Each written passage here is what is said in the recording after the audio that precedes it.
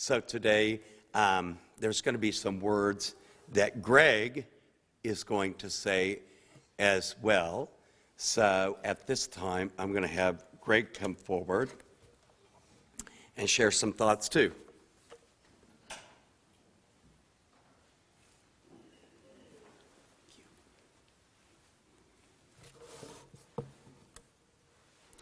All right. I've talked in a lot of churches at different times, and not very often a Catholic church, though. And when you stand here, it's really tempting to say, stand up, sit down, kneel, sit down. But I won't push it. You got that right. Mike, my mom's cousin Mike and several others of us were at the house last night, just eating the tons of food that had been delivered and talking about Dad. And we started to share a lot of stories that I know my mother is sweating bullets, hoping there's ones that I won't bring up. So, but if you go to the reception at the lake later, there's some really good stories we can tell you, especially Mike. But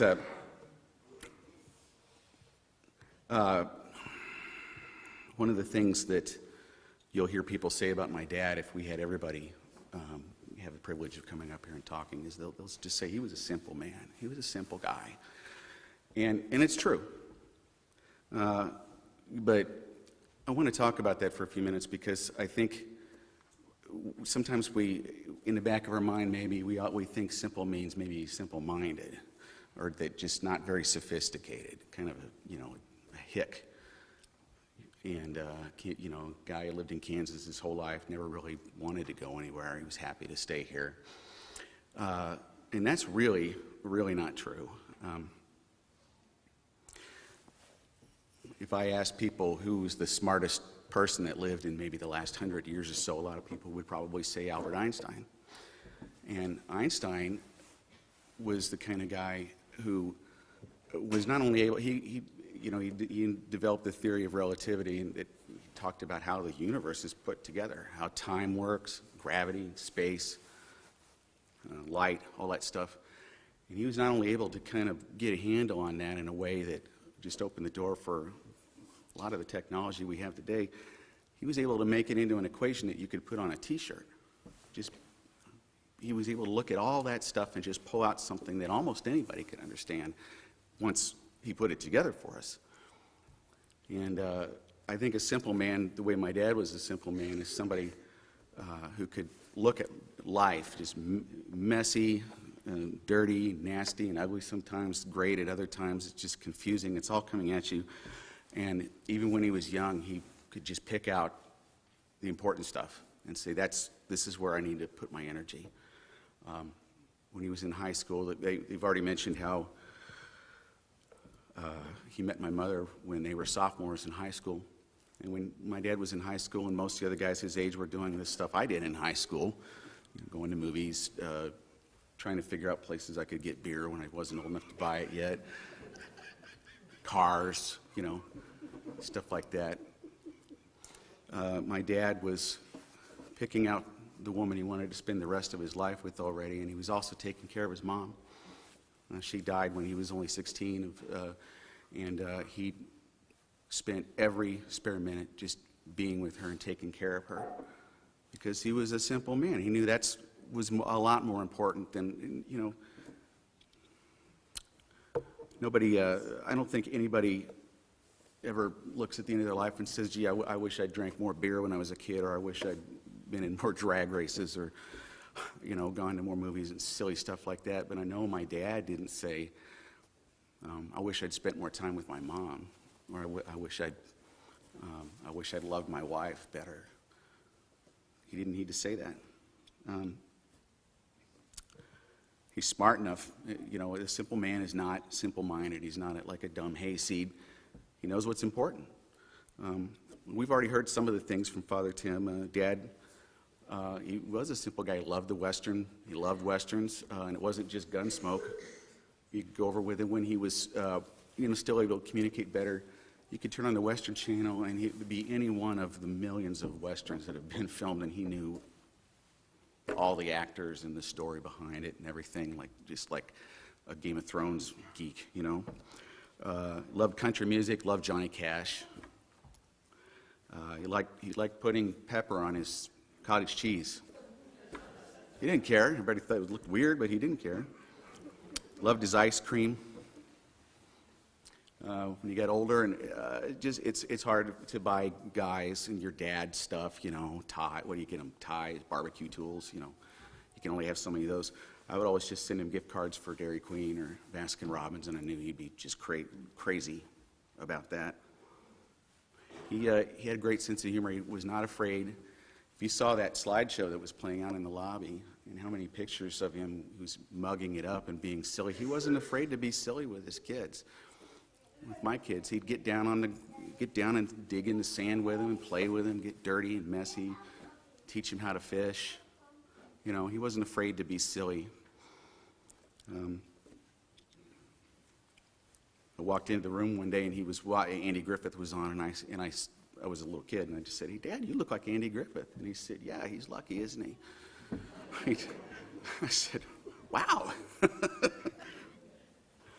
Many years later, we were at my house, and Sarah and I were folding a basket of laundry, and my mother was there. We were all just watching a movie and talking. We were folding some laundry, and she held up a pair of my underwear and said, "Well, you need to get rid of these," because they had a hole or something. They had a couple holes in them, and I said, "No, there's nothing wrong with that. Come on." And I said, "Look at this, Dad. She wants me to throw these away." And she said, "Well, there's hardly anything left. It's just a waistband and a fly." And Dad said, "Yeah, come on, Sarah. They're just getting broke in good." And he was asked my mom sometime about his favorite work clothes and stuff. He had some pants that she had to kind of, I think, just steal them and pretend she didn't know what happened to them. Dad loved carving pumpkins every year with this, as long as everybody knew his was the best one. Dad liked candy bars. He would get some candy bars and stick them in the freezer. And he knew, I don't know how he knew, but he knew they were there. And when he first met Jen, and we were just talking, and I said, "I'll tell you one thing about Dad that's kind of interesting.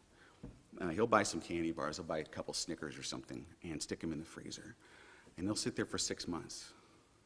And then one day, somebody will eat one. And he'll come home from work and walk straight to the freezer and yank it open and say, 'Where's my candy bar?'" And Jen said, "Oh, come on, he's not that bad." And Mom and Dad just looked at each other and laughed and said, "Yeah, he really is." He knew he wanted it. He knew where his stuff was, and he didn't want you to mess with it. He had a lot of silly names for things. I thought hors d'oeuvres, you know, fancy snacks. I thought it was pronounced horse duvers until I was an adult, until I was way too old. I should have known better. But thanks to Dad, I thought they were called horse duvers. And he loved fishing. He loved teaching his kids to fish and his grandkids to fish. He took me and my kids fishing when they were both still pretty young. Phoebe was 6 or 7, and we were cleaning the fish, and she said, "I want to do that." And he said, "Okay," and he just handed her the knife. I said, "There you go." And she did it. It scared me to death. I was afraid she might get hurt or that, like, traumatized, but he showed her how to do it. He was great at teaching stuff like that. When I got older in my life, you know, and I began to kind of understand how he loved my mother, it was kind of scary. I got older, I fell in love, and I got married. Started having kids and a family, and I began to realize the depth and the purity, the ferocity that he loved Mom with. And I thought, wow, if I can do even half that good, I'll be doing pretty darn good.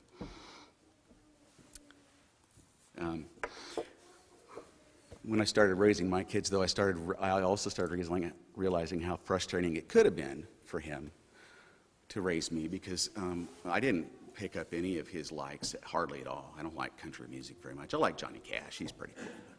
don't like country music. I don't really care about westerns. Fishing, I would go fishing with him, but I don't really like to just go fishing. I have a lot of other interests that he just was okay, whatever. You know, he completely just didn't even understand it at all. But I don't think he cared. You know, everybody wants to pass down things to their kids, their likes and their dislikes, and we want to see ourselves in our kids, but I think he realized that's not the important stuff, that your kids like the same music that you do, and they like putting pepper on their cottage cheese and silly stuff like that. I did, you know, I look back and realize that he didn't care. I did pick up his love for fixing things and just doing my best to make sure it's done right the first time, and it's done really well, and it's done elegantly. And you know, sometimes as we all just communicate as a family across the country, I'll send a picture and say, I, you know, fixed this countertop up for Jen, or had to build this little thing or whatever. And my mom would say, oh, you're just like your dad. And I'd say, no, I'll never be anywhere near as good as he was at it. He was so good. When you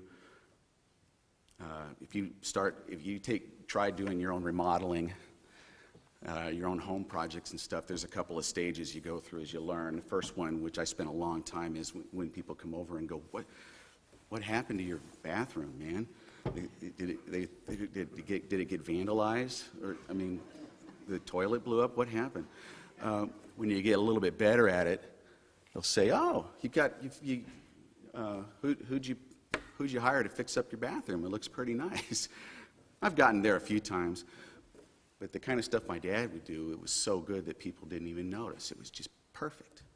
If you've ever been over to my mother's house, you look at the bathroom, every room in the house and the basement and the outside of the house and the garage and the shed out back and everything else. It's all stuff that he's built or rebuilt or redesigned or remodeled. And he did all of them so good that, like with the kitchen, they remodeled it almost 40 years ago, and they've never, you couldn't improve on it at all. You know, they replaced a few things that wore out and stuff like that, but it's not like, oh, we really need to rip this out. It just, you know, it never really worked right. He's done it so well that it's just there. It's just perfect. You hardly even notice it. And he liked it that way. He just wanted it to work right, not to be flashy. He didn't want to show off.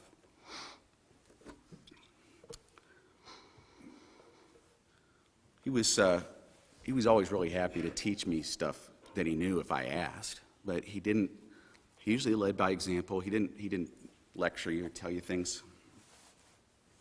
If you were smart enough to watch him, you could learn a lot.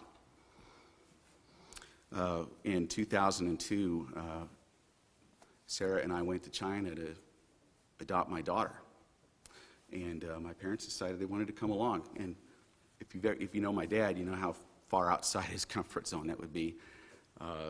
If you look at pictures of it, the only things he ate we were there for 2 weeks, and he would eat rice. If we had white rice, he would eat some of that. If there were peanuts in one of the dishes, he would eat that. And that was it. He had a suitcase that was half full of crackers and little tuna fish snack thingies and other stuff like that he brought along with him. And when we got back to the United States, and we spent the night in San Francisco when we first got back, and he was like, finally, I can eat some real food again. We went to a restaurant, and he ordered a burrito and got sick with food poisoning from it.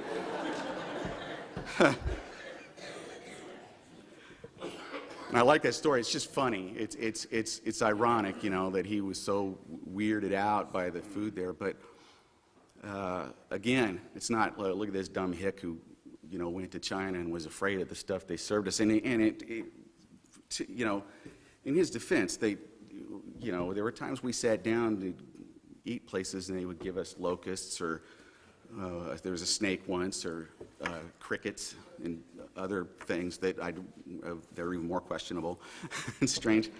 But I didn't see like some silly Kansas hayseed who just was afraid to try new things. I saw a man who wanted to tell my daughter, you know,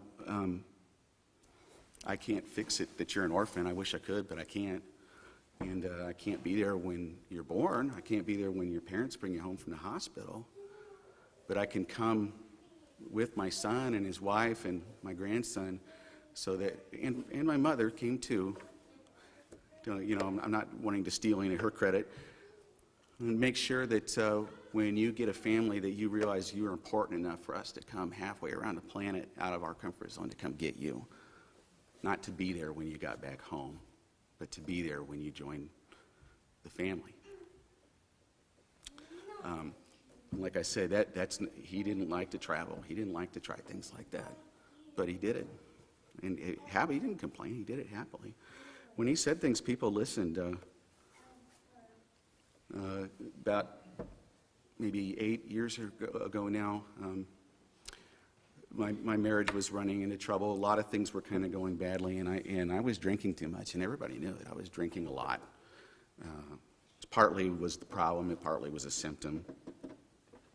And my wife and my kids were talking, you know, you need to do something. They were worried, they were scared. My mother was talking with me about it. My sisters are calling and giving me tips and pointers and advice. Lisa knows this guy at the insurance company, and you can talk to him about this, and Lori knows this guy you can talk to, and hey, use this number, and why don't you go to this group and all this stuff. But one day after that all kind of came out and they had confronted me about it, they were in Colorado visiting, and everybody else had gone to the store or something. And Dad and I were just sitting and watching a Western, and he said, hey, your mom's really worried about you. And I said, yeah, I know. And he said, boy, I sure hope you don't do the stuff my dad did. And I said, well, what are you talking about? And he just told me for maybe 5 or 10 minutes, he talked about his dad and how he struggled with alcohol his whole life. And then his wife got ill and began to die. When he had 5 children, he was in his mid-40s, and his wife was wasting away in front of him. And he managed to stay sober for a couple of years. But then after she died, he just really went downhill, and he never really quite got free from it. And he told me just a few stories about how he had ended up in the hospital or got arrested and things like that. And I'm not saying that to sully my grandfather's memory. Joe Hartman was a good man. It was so hard for him when his wife died, and he had 5 children to raise, not only to support but to raise. But he just told me a few stories about that, and he didn't say, so I want you to listen to me, and I want you to do this, and I want you to do that. He just said, I hope you don't do that.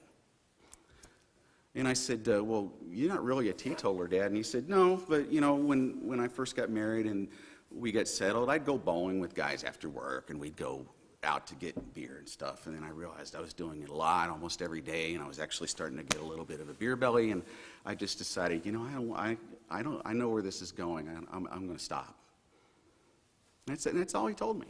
He didn't have to give me a long lecture or anything.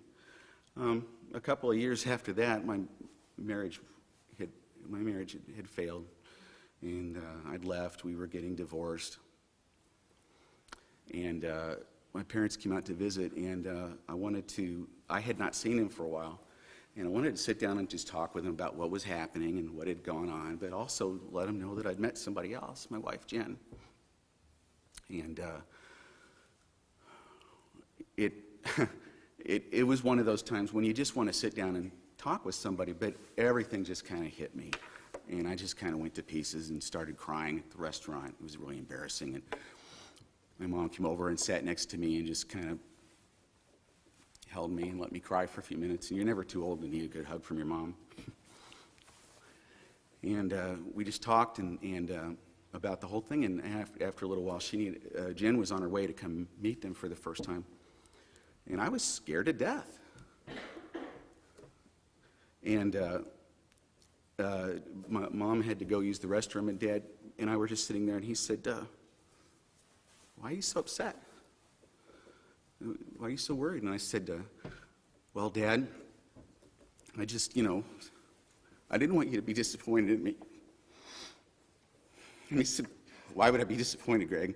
And I said, well, because I blew my marriage. I had a good marriage, and I blew it.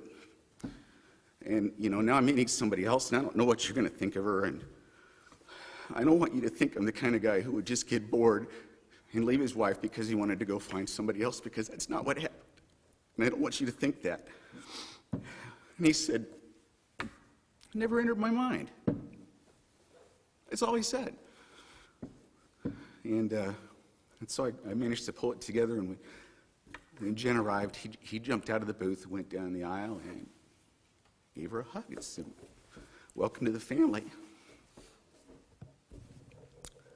He did give good hugs.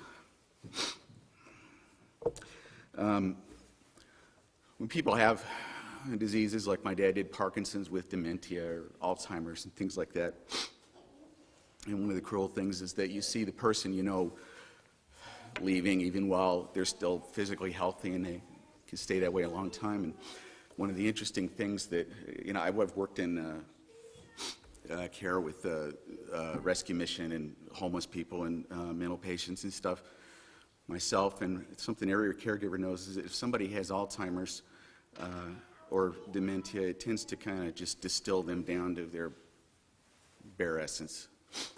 So if you've got a guy who's a nasty, angry, bitter, maybe racist or something, old, nasty old guy, they just get nastier and more horrible. If you have someone like my dad who was kind and generous and loved people, he just was sweet, he just got sweeter. And maybe he couldn't talk very good and he couldn't express things very good, but the staff there, everybody thinks that their parents are the most special person and their kids are the most special kid at the school and all that, but the staff, I heard later, would go just to spend time with him to make them feel better, just to hang out with him, kind of bask, be around him, because he was like that. We have somebody here who took care of him, loved him so much, just wanted to come and honor him today. When he, as he got sicker, and I would call and try to talk with him, and he just got to where he really couldn't communicate with us anymore, especially when I came out last year. And I'm pretty sure he knew who I was, and he gave me a hug. And we called my daughter on the phone with FaceTime, and I'm pretty sure he recognized her. He always knew who my mother was and stuff, but he couldn't talk very good. And I found myself dreaming about him a lot. I would have dreams that we were building something. We were fixing something in the kitchen or installing a water heater or something like that. And we would just talk, and he was showing me how to do it. Oh, you need to get one of these wrenches for that, and you need one of these tools. And, those dreams were kind of bittersweet because I missed him, and I missed talking to him. But they weren't sad the way they are when there's things that have been left unsaid, and things that you never dealt with, and stuff that you should have said, or things you should have apologized for, because he didn't live like that. He was a simple man, and he was too smart to let that stuff pile up. Sorry. It was fun telling jokes, but it's not all funny today. In the Bible, Paul talks about how when someone passes on, we all grieve. We grieve. We're going to grieve today. We're going to keep grieving for a while. But we don't grieve the way people who have no hope grieve. Paul said, and usually when you hear a sermon on that or somebody talks about it, they talk about the hope of heaven and that, hey, we're going to get to see him again someday. This is not goodbye. This is just so long for now, right? And that's true. But I think it's also that if you're smart enough and simple enough to live your life the way my dad did, you don't pass on and look back on a life with wreckage behind you and people that you hurt and you never made it right, and people that you loved and you never told them. You don't look back and say, I really wish I'd said this, and I really wish I'd hugged my kids more. And you don't have to say that, and we can send them off, and we don't have to worry about that. When a week or so ago, about 2 weeks ago, when we knew that his time was coming, there was a couple of times when Mom or one of my sisters called me out in Arizona and said, "Do you want to talk to Dad? If you have anything to say." And he was pretty unresponsive, just laying there, looked like he was asleep. But the hospice people always think there's more going on than we know, and that they're more aware than we know. They said, if you have anything you want to say, and I thought, I don't really have anything to say like that. Like, Dad, I wish I'd spent more time with you. I wish I'd told you how much I love you. I wish I'd let you hug me more, stuff like that. I didn't have to say that. I didn't really have all that much to say. And it felt good. It hurt, but it felt good. So, in the last week or so, I've been thinking about that I told him I loved him. I didn't say, no, I don't want to talk to him. I told him I loved him, and I told him I missed him, and I was going to come see him as soon as I could and be together with the family for this. But I didn't need to worry about apologizing for anything or saying anything that I wish I'd said before. But I did think of something I wish I'd done and something I kind of regretted, and it's really silly. Way back in the mid-'70s, this movie came out. We were watching it on TV. It was called Pumping Iron. It was when people first heard of Arnold Schwarzenegger, and they showed these guys training, these huge guys juiced up to their eyeballs on steroids. And they get out there and pose, this kind of stuff. It was silly, and they're all greasy and shiny and everything. And we were all just kind of laughing, but also going, man, look at those guys. They don't even look human. And I went into the kitchen to get a soda or something, and Dad came in and said, hey, let's take our shirts off and go back out there and go like this for Mom and the girls. And he wasn't afraid to do stuff like that. Well, I was shy, like a lot of kids. I think maybe 12. I don't remember exactly. I said, no, nah, I got it. Oh, he said, oh, come on, it'll be fun. And I said, no, and he said, well, all right. He just dropped it, he didn't pester me. But he wasn't afraid to do stuff like that, so I'm going to turn this back over to Father Tim, but I just wanted to tell Dad. Thank you, everybody. Thanks for coming. You did great, thanks. The only thing I would